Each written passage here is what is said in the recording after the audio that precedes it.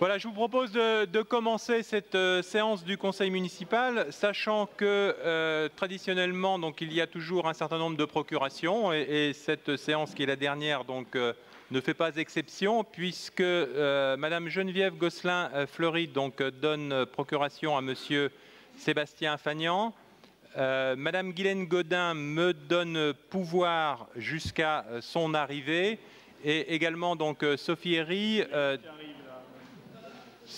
donne pouvoir à David Marguerite jusqu'à son arrivée prévue à 18 h.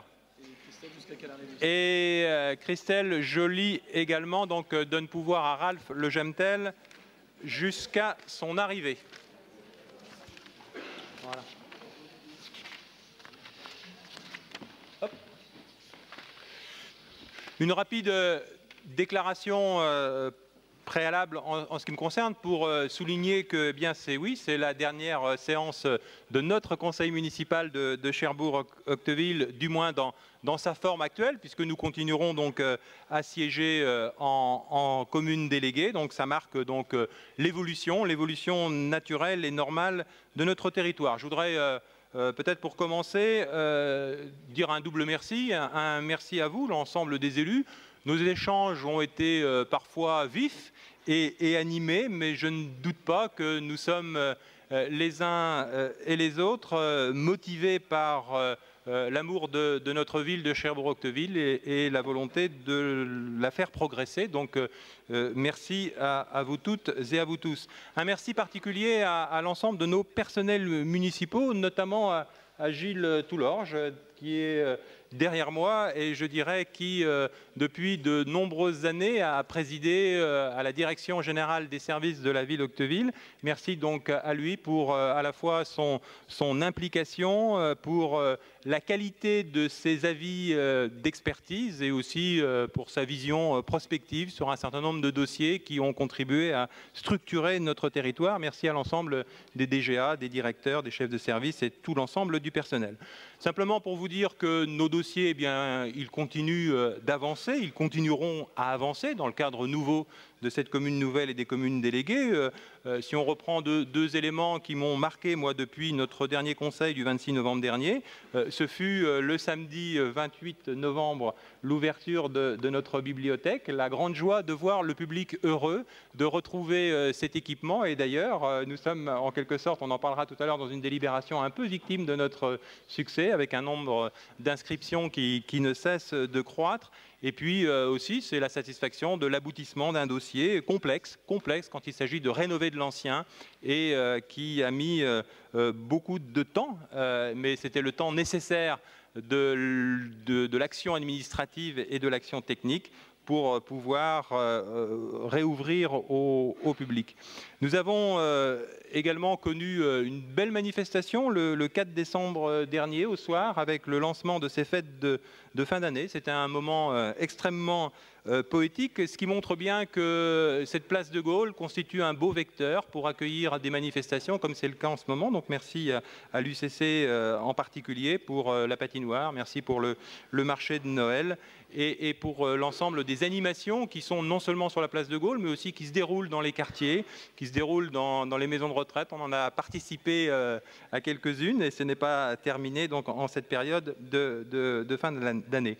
Nos dossiers continuent à avancer parce que nous allons, et on le voit dans l'ordre du jour de notre conseil, nous allons d'ailleurs un petit peu bouleverser l'ordre du jour puisque en premier nous allons présenter donc cette attribution du marché de maîtrise d'œuvre qui concerne le centre tennistique de la Pole et la reconfiguration du stade des Fourches. Et donc, ce qui montre bien que bien on continue et c'est un dossier qui sera là aussi à verser à la commune nouvelle, de même que nous allons délibérer pour le lancement d'une procédure de maîtrise d'œuvre en ce qui concerne le complexe Chantraine. Nous verserons aussi à la commune nouvelle notre plan pluriannuel d'investissement. Vous avez trouvé en dernière page de notre dossier de conseil donc, un document qui fait un peu l'état de nos finances, de nos projets, notamment de nos investissements tels que nous les proposons à la commune nouvelle pour l'année 2016. Nos finances sont saines, donc les taux de fiscalité sont stables, et cela depuis 2003. Nous avons une capacité d'investissement qui n'a pas été altérée, elle est de l'ordre de 11 millions d'euros, et une dette qui est relativement modeste, puisqu'elle est prévue à être à peu près à 507 euros par habitant à la fin de cette année. On pourrait dire aussi que c'est une information de la journée. On a un indicateur qui a plutôt tendance à passer au vert, ou du moins qui n'est plus au rouge ni à l'orange, qui est celui de notre population. L'INSEE nous fait parvenir ces estimations. Alors c'est toujours des estimations par rapport au recensement, selon une méthode parfois que certains maires contestent, mais s'il y a parallélisme des formes dans la méthode, même si il peut y avoir des contestations sur le résultat, la permanence de la méthode démontre que la perte de population sur Cherbourg-Octeville, recensement donc, qui sera publié au 1er janvier 2016 et qui tient en compte la population, j'allais dire théorique, sondée de façon comment dirais-je, sectorielle pour 2013, fait que nous serions sur une perte de population qui serait limitée à peu près à 100 habitants. Voilà, donc, et sur l'ensemble de la communauté urbaine, je crois que les chiffres, je sais pas, ils parviennent aujourd'hui, hein, je parle sous le contrôle de Benoît Rivet, on arrive également donc, à une stabilisation de la population sur le territoire de la commune nouvelle. Il ne vous a pas échappé qu'ont eu lieu donc, les élections régionales la semaine dernière, donc je voudrais adresser mes félicitations à l'ensemble des élus, alors par ordre alphabétique, Benoît Rivet, Muriel Joseph-Barigné, Claudie Launois et David Marguerite. La région, vous savez, est un partenaire important. La campagne électorale a mis en avant, et on ne peut que s'en féliciter, elle a mis en avant et en relief les atouts de Cherbourg, et ces atouts, dans une dynamique de projet, dans une mise en réseau, ont vocation à contribuer au développement global de la Normandie. Nous avons dans notre conseil municipal aujourd'hui, mais demain dans celui de la commune déléguée, eh bien, 4 conseillers régionaux, 4 conseillers départementaux, donc c'est une vraie force de frappe, si on peut employer cette expression, au service de nos projets. Personnellement, donc, moi j'aurais eu une grande satisfaction à assumer cette fonction, et c'est, je dirais, avec enthousiasme que je continuerai bien évidemment au service des habitants dans ces missions de proximité qui seront donc exercées par la commune déléguée dans les jours prochains. Donc c'est pour vous dire que bien, c'est avec ardeur que nous allons continuer nos missions, nous allons continuer à valoriser nos atouts, nous allons continuer à essayer de faire le maximum pour rendre des services et contribuer au bien-être de notre population et au rayonnement de notre ville et de notre agglomération. Donc merci à nouveau à vous toutes et à vous tous. Voilà, M. Marguerite, je vous laisse la parole. Merci, Monsieur le maire. Très brièvement, je voudrais réagir déjà au premier point et vous remercier pour les félicitations que vous adressez à partager avec les conseillers régionaux de notre Assemblée et simplement vous préciser évidemment que la nouvelle majorité régionale s'attachera à travailler avec tous les territoires dans un esprit d'intérêt général évident, sans filtre partisan, sans aucune volonté d'ailleurs partisane, et que l'intérêt général prévaudra toujours dans les choix qui seront faits par cette majorité régionale qui se construit en entendant le message des urnes qui a été délivré dimanche, avec l'humilité qui s'impose compte tenu de ces résultats, mais avec la détermination à mettre en place les projets qui ont été développés pendant cette campagne autour du futur nouveau président de la région, Hervé Morin. Donc ça, c'était mon premier point pour rebondir à vos propos. Le deuxième, simplement, vous avez évoqué le ralentissement de la baisse démographique. Je parle bien de ralentissement de la baisse démographique, compte tenu de ce que vous dites. Je crois qu'il ne faut pas trop se satisfaire quand même du ralentissement d'une baisse. Ce n'est pas encore manifestement un renversement de courbe, en tout cas d'après ce que vous nous dites, même si on peut se réjouir quand même que la baisse ralentisse. Mais, vous qui connaissez les écarts faibles, on est à moins 0,26%. Voilà. C'est un écart qui peut en évoquer d'autres, en effet. Et puis alors, dernier point plus technique, vous disiez que c'était notre dernier conseil, et il y a un dossier qui empoisonne la vie de la ville, qui est assez technique mais est un peu complexe, sur lequel je voudrais intervenir en ce début de séance et puis vous interpeller ou vous poser une question, peut-être envoyer d'ailleurs à la prochaine équipe de la Commune Nouvelle, mais c'est le dossier de Joseph Penel qui est présent dans notre Assemblée ce soir. Vous savez que ce dossier est d'une grande complexité.